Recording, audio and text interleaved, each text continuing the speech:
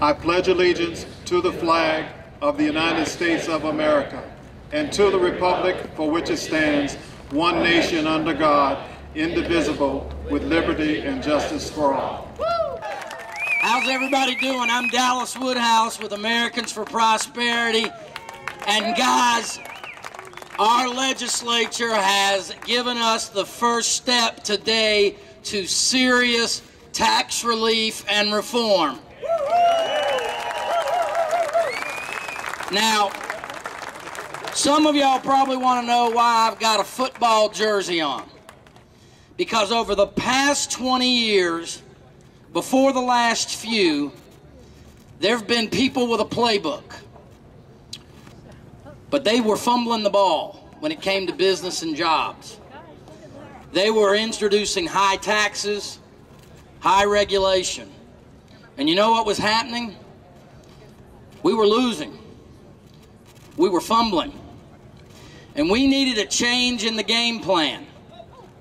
We needed a new playbook. And today that playbook has been delivered.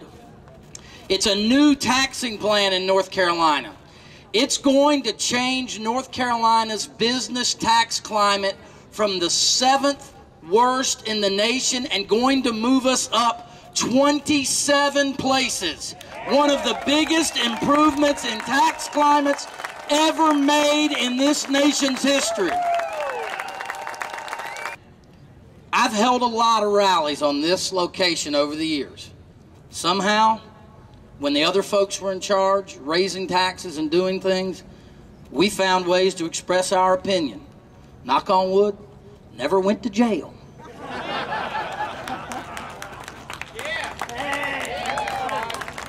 Followed the law. And I didn't like what those guys were doing. I really didn't. But we expressed our ways within the law, got the proper permits.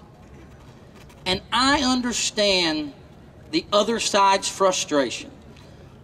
They milked the taxpayer for generations and are sad that they can't do it anymore. I get it.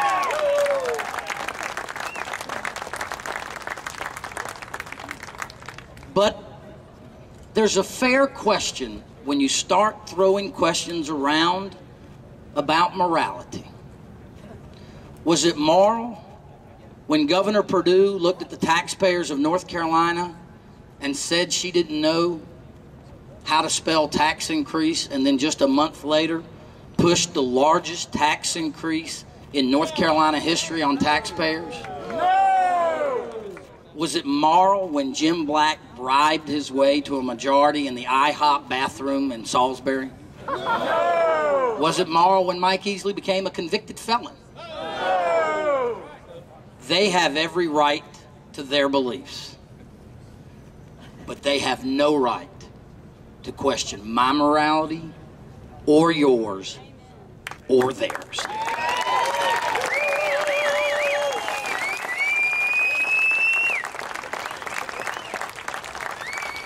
The overspending, the overtaxing, and the overregulation that this state engaged in has been immoral. And these people are returning to some sanity to this state, and we should thank them. What does this say on the back of this jersey?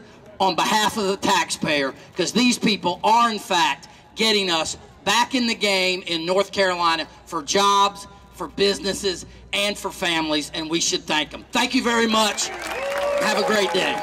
If you want to know what liberals fear, look at what they attack. And so we need to keep a running tab, because we know that we're living in their minds rent-free if we are on the headlines.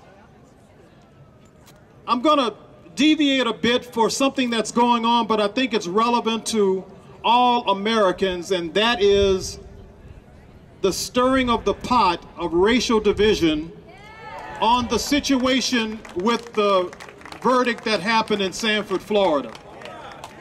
It is beyond reprehensible. And of course they're going to cover it by saying, well, the courts have spoken and the jury has spoken, and we, respect that. Well, if you do, shut your pie hole.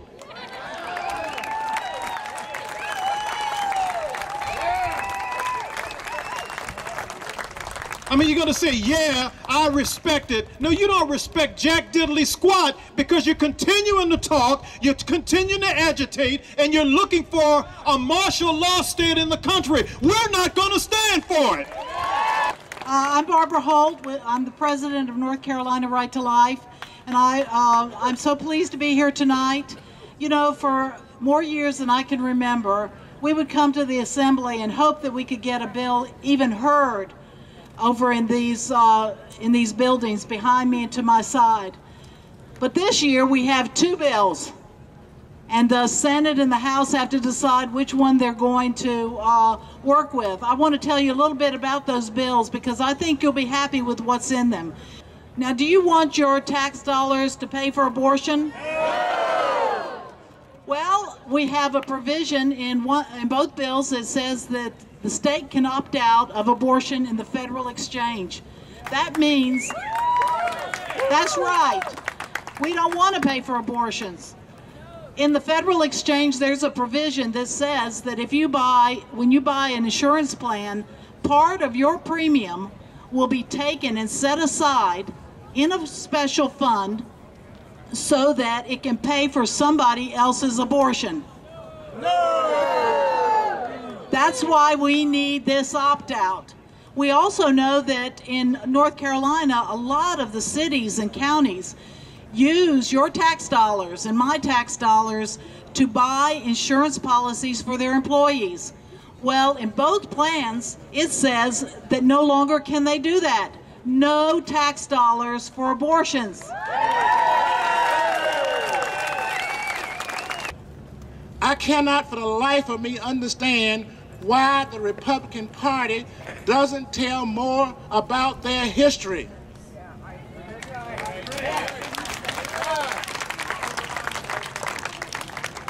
What has happened is that the Democratic Party is taking credit for being the inclusive party. But I want you to know that it is the Republican Party that has the spirit of inclusion. And I'm asking you to reach out to the minorities and tell them the true story. Let them know what you have done. The facts speak for themselves. We led the nation with courage for fiscal responsibility to end the unemployment insurance extension ahead of the entire United States.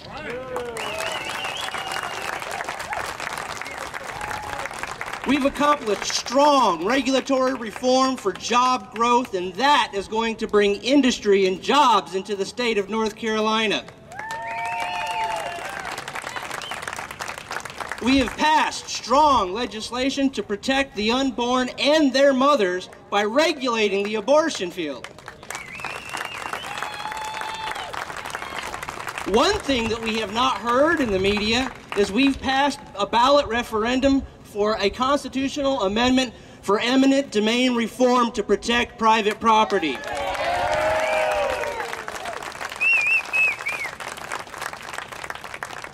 We've stopped the special interests from killing game fishing in the state of North Carolina. We've ended the global trans park and returned that money to the individual counties.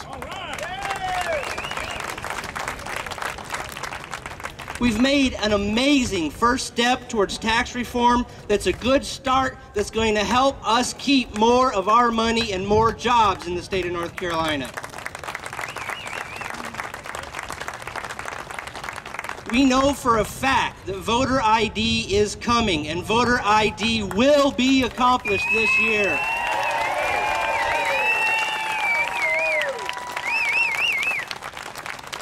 And also, we know that the bill to protect North Carolina's gun rights is coming this year, and we are going to lead the United States. Our goal in North Carolina is to educate from a conservative perspective. If we educate every month on a relevant topic, we have education, we have foreign policy, we have IRS, We have amnesty. We have the Dodd-Frank bill. We have Obamacare. We're pro-life. We're pro-marriage. There's so much going on, and every single month we have a meeting, and we are bringing people in from the community. And we have disenfranchised Democrats. They are there, independents, unaffiliates, Republicans, disenfranchised Republicans. And they're coming to these meetings, they're learning. And then when it's time to vote, guess what? They've got a little box of information. When these candidates come up and they start talking about what they believe in and the issues that stand firm for them, they have this little box of information. So they are becoming educated voters. It's no longer D and R. The Tea Party has pulled in conservative voters from all parties' perspective. One thing that we've decided to do this year with the Tea Party leaders is to work really closely with all the conservative movements. We're working closely this time with Claude and Joyce. We're going to make sure that those issues that are dear to us and dear to them, that the Tea Party is going together. We're going to move forward on those issues that we both stand firm on. And I will tell you, pro-life is at the top of the list for the Tea Party. My mother used to tell me Democrats could not cut taxes, that rivers would dry up, mountains would crumble, and God would come take his children home before they could do it. It was not in their DNA. But it is happening in North Carolina thanks to our Republican legislators. And we are so proud of them. Thank you guys so much. And I want to say before I introduce our special guest, it is an honor for me to serve as NC GOP Vice Chair with our Chairman Claude Pope. He is doing an awesome job, and I'm so proud to be there and so proud to be a Republican in North Carolina today. So thank you all for all that you've done. You might think, well, what do we have to be thankful for? Gosh knows, I could think of so many things. Why don't we start with tax reform for one thing?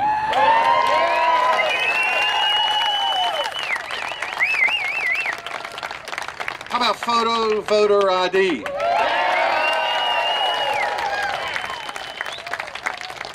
How about the elimination of burdensome regulations on business? How about a domestic energy policy that actually allows us to tap the natural resources in a safe and efficient way so we can become independent with our energy? You know, today all across this state, in every courthouse, in every county, we swore in majorities on boards of elections. That's something to be thankful for as well. And that only happens when we have a Republican in the governor's mansion. Now, I've heard rumor that there's been a few protests around here over the last several weeks. And since I know I'm going to get this question, I might as well just hit it straight on. People say, well, are you out here to counter-protest Moral Monday? Lord, no, we're not doing that. We're out here to thank our legislators for the hard work that they've done through all the arrows and all the bullets and all the criticism and everything else. We've only got one chance to get this right, folks. I am not going to go back into a bonded state. And we've got an opportunity to turn that cycle around right now. We've only had this majority for 6 months. We need to hold this majority for 30 years. That means we've got to stick together for 30 years, and that's going to be tough to do because we don't always agree.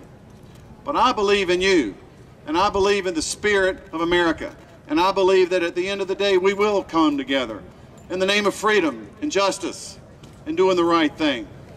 Lastly, you might read about the size of this protest compared to the size of Moral Monday or whatever. Let me just tell you one thing.